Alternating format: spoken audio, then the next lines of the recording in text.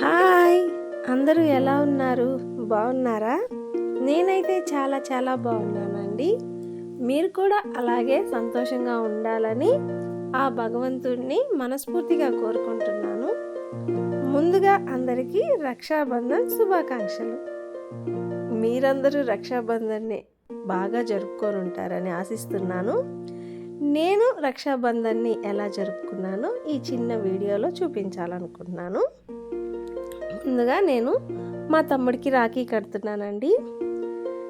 రాఖీ కట్టి వాడు నిండు నూరేళ్ళు ఆయురారోగ్యాలతో మంచి అభివృద్ధితోటే ఉండాలని మనస్ఫూర్తిగా ఆశీర్వదించాను. మీరందరూ కూడా ఇలాగే జరుపుకొని ఉంటారు.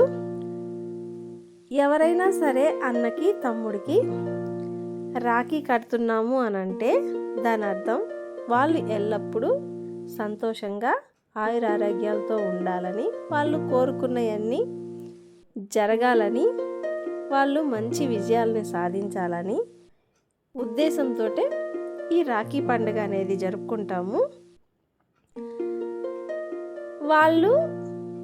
మనం రాఖీ కట్టి వాళ్ళని ఎలాగా ఆశీర్వదిస్తామో వాళ్ళు కూడా మనకి మేమున్నాము మీకు అనే ఒక భరోసాని, ఒక ధైర్యాన్ని అన్నగా కానీ తమ్ముడుగా కానీ ఇస్తారు.